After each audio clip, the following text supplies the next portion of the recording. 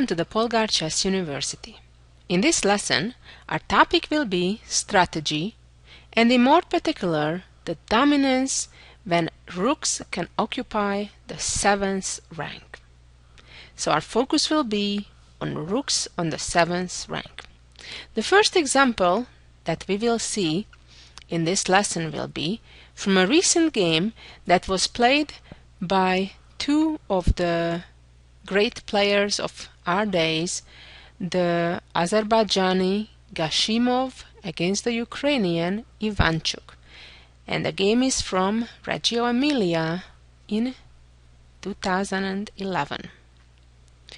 So let's get started with the position that was reached after 16 moves only into their game.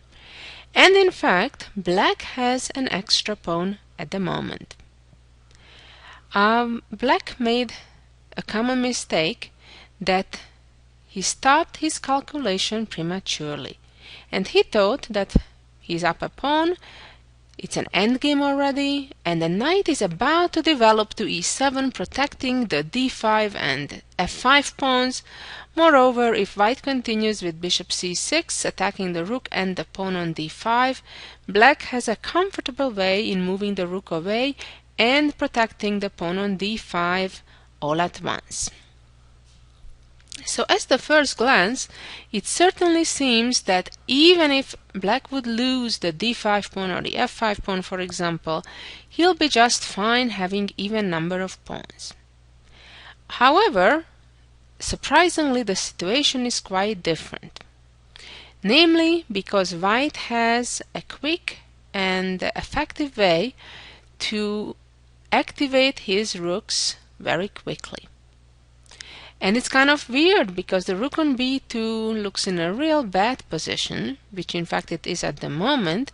However, fortunately for him, has a good way to mobilize it real quick. Now, can you imagine if the white rooks, instead of being where they are on b2 and e1, would find themselves on, let's say, c7 and d7, or c7 and b7. Rooks on the 7th rank have special powers. On one hand, they attack all the pieces or pawns that are on the 7th rank from the enemy camp, and moreover, in addition to attacking enemy pawns or pieces on the 7th, oftentimes they create even checkmating threat. So let's see how Gashimov with white continued this game. The first move was a very logical move to improve the rook, which is worst positioned of the two, and that is of course the one on b2, and played rook to b3. Well, now the idea is very clear in that white wants to play rook c3 and rook c7. So that's the first step, to get one rook there. Now, what also I'd like to point out is that white doesn't focus whatsoever on trying to win the pawn back. White happily accepts being a pawn down. White's focus is to make sure he'll get one or preferably both rooks on the 7th rank, because if that happens, the pawns will fall automatically. Ivanchuk here continued with knight e7, which is certainly a natural developing move, but before we continue with the actual game, let's see what would happen if Black would play the very natural rook c8 move, preventing the white rook coming to the c file first. Not only that this move prevents white playing rook c3, but at the same go immediately attacks white's c2 pawn. Here, white's response would be playing rook a3. Now, if the rook captures on c2, white would happily capture the pawn on a7, and the rook has arrived to the 7th rank, immediately creating major threats. For example, if now Black ignores what's going on and pushes the pawn, white is ready to checkmate immediately with two well-placed checks. Wow, how quickly the game can end. Or if instead of d4, in this position, black would try to develop the knight to e7, then white could comfortably go after black's weak b-pawn by rook b7. Let's go back to the beginning again. So, we said rook b3 to get the rook to the 7th rank, and we were analyzing what happens if black responds with rook c8. Then we said rook a3. So now, in addition to black capturing white's pawn on c2 immediately, black has two logical alternatives.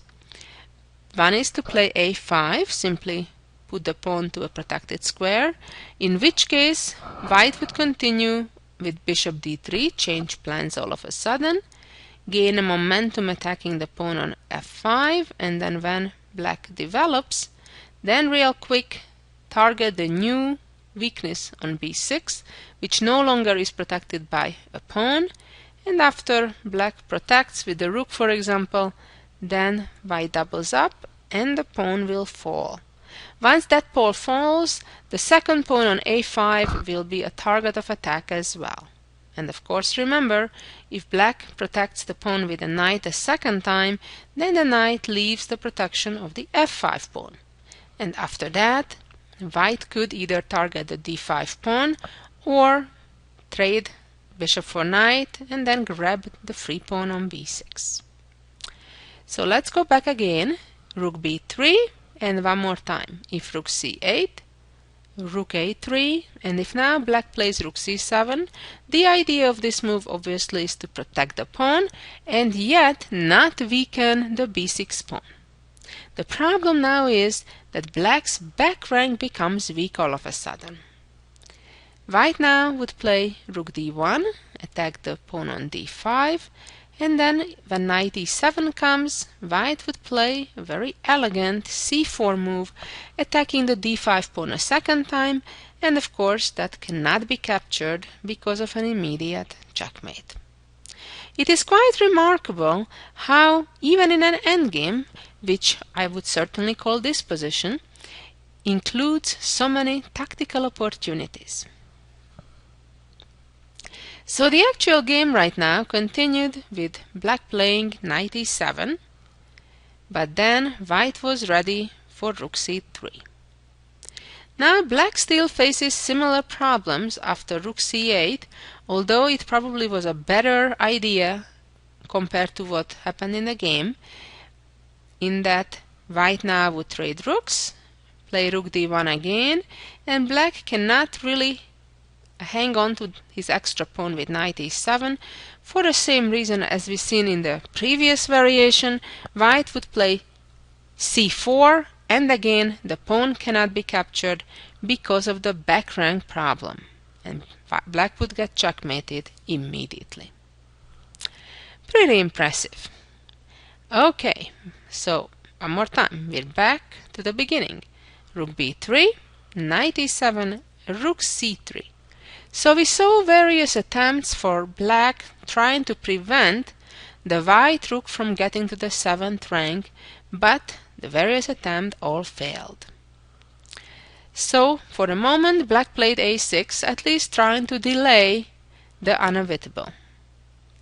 After a6, the bishop went to d7, and now it's a very important momentum, yet another tactic.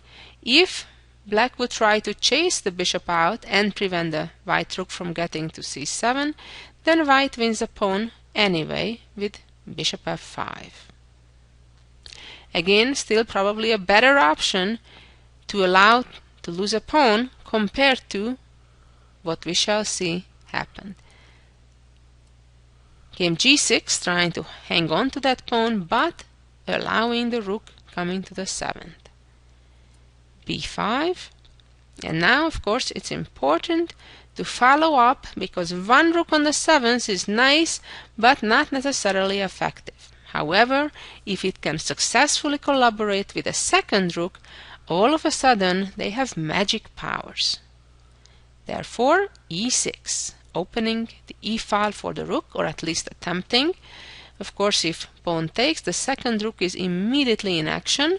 So black pushed through and played f6, and now, as planned, the second rook is on its way. Rook b8 and rook a7, opening space for the second rook to get to that c7 square. In the meantime, attacking a pawn on a6 at the same time. Rook c3, and black is totally helpless, while the second rook is also about to come to the 7th rank.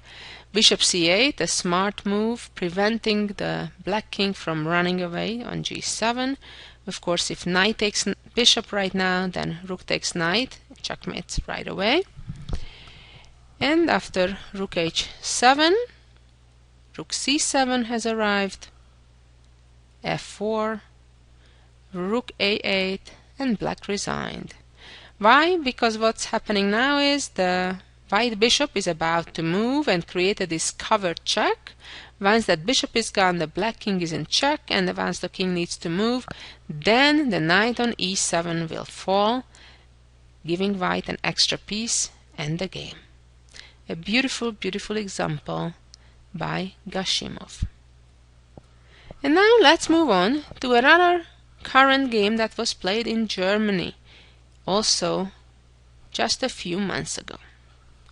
This interesting position has been reached, and white already has a rook on the 7th rank.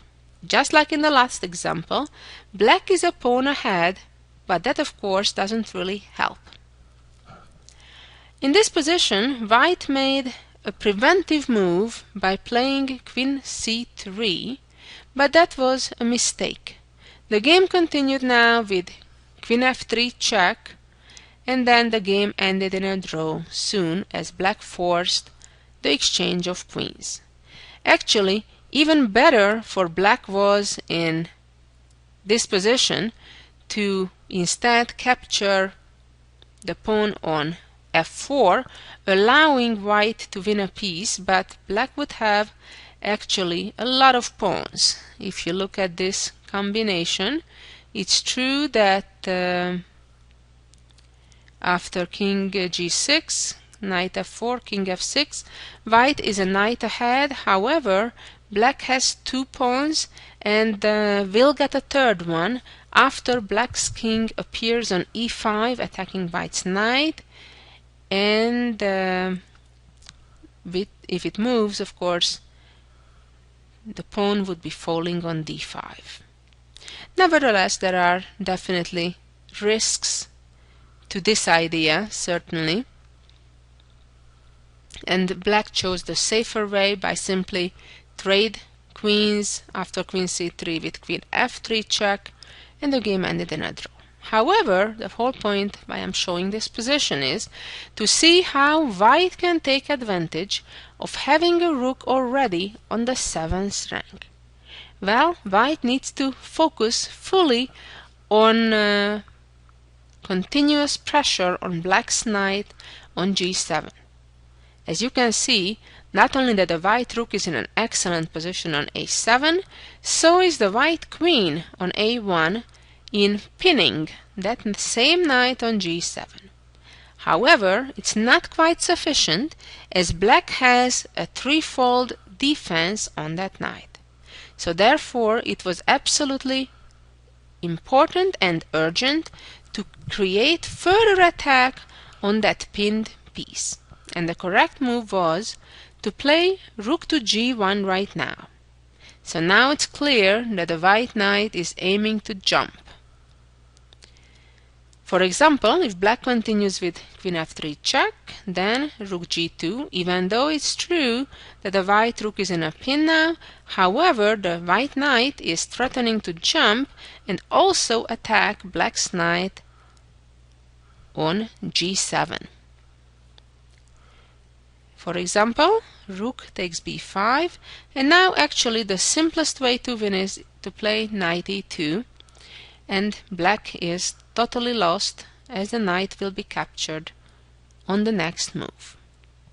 Nevertheless, I would like to show you another interesting variation, which is less effective a little bit, less accurate, but a lot more beautiful. So let me show you that variation.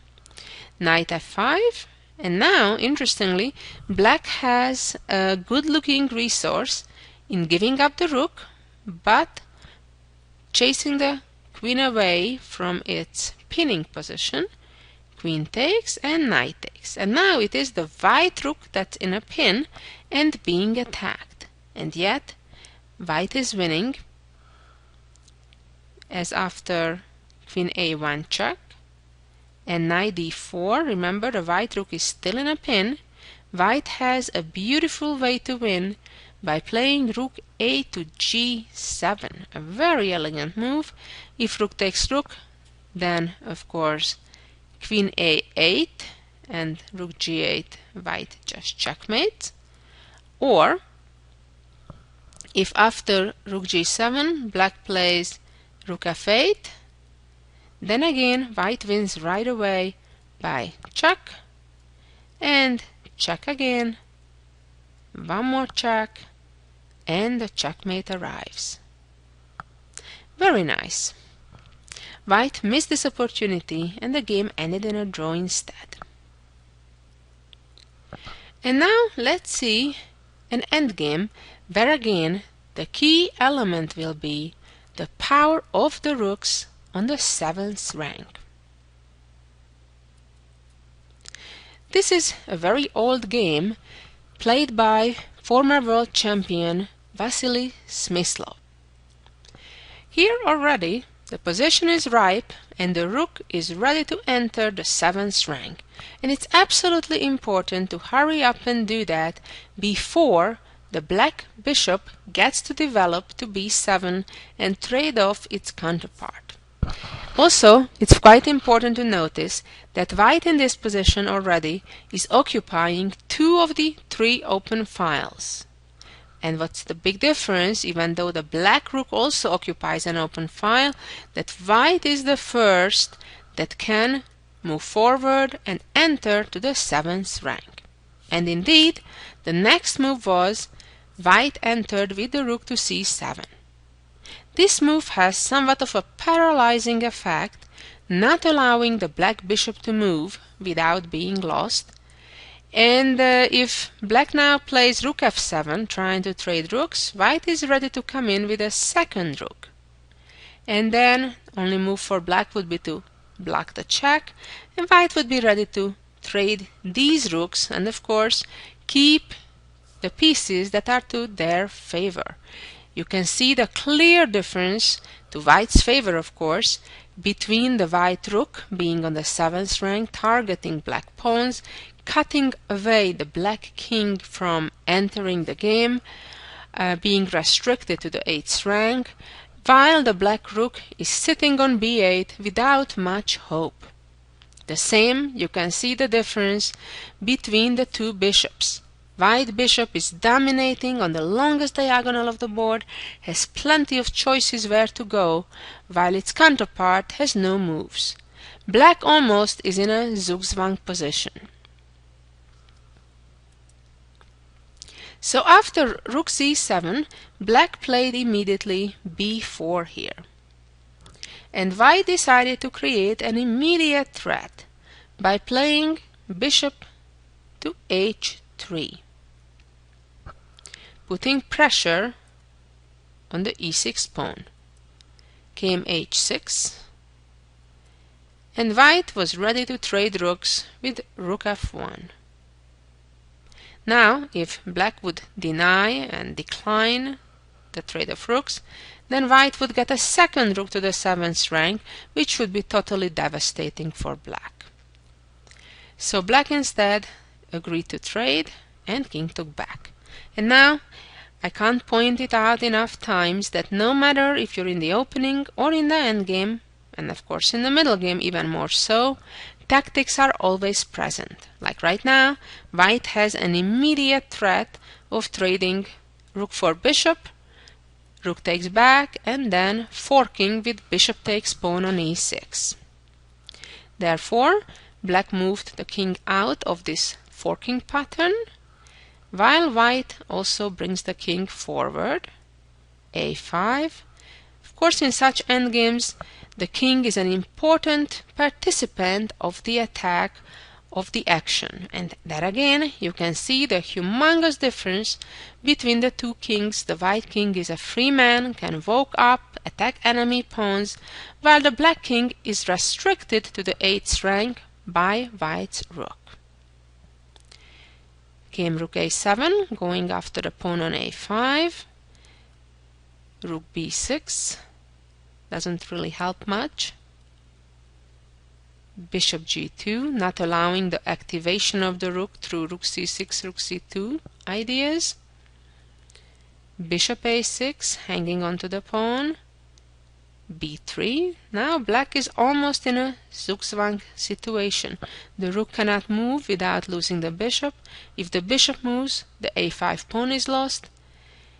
The black king could have moved only to g8, but in that case white would simply get the king closer until the black rook gets in trouble. So it continued with a4. Black is looking for some activity, creating his own passed pawn, but black loses the race because white just gained tempos, first by attacking the rook, next attacking the bishop, and then the pawn marches up, and there's nothing that black can do. The pawn will be promoted, and black will be forced to give up his own rook for the newly born queen. Came b3, pawn promoted, rook took, bishop took, b2, and of course now the big difference that white does not need to give up a valuable piece like a rook for the pawn, but can hold it off with his bishop, and then the extra rook versus bishop is a relatively easy win for white. What a nice and elegant win by the legendary world champion Vasily Smyslov, who of course was great, absolutely one of the greatest when it comes to endgame play. And now finally, let's see the jewel of the week. Let's look at this position for a moment. What's going on here? White is up a rook, so that normally should guarantee an easy and simple win. However, here the situation is a bit tricky. Why? Because black has a pawn that is only one square away from the promotion square. And moreover, white doesn't have an obvious way to protect, to guard the promotion square. Rook a1, of course, would be captured by the pawn, or rook b3 by black's king. And if white advances his own pawn, it arrives too late, as after b7, black promotes first, and at the same time controlling the promotion square. Nevertheless, white to move and win. I suggest you play around, you try to figure out how can white still come out ahead and win the game. And here is the answer to that question. White plays check. Now, of course, black needs to be real careful where to go, as if the king goes, for example, to the d file, the rook simply gets behind black's pawn and white will win easily. So how about if the king goes to b5? Then the white pawn can advance, and after pawn promotes, white pawn promotes also, and the result will be a skewer, and after king takes rook, queen takes queen, and white won material. But what happens on the other hand?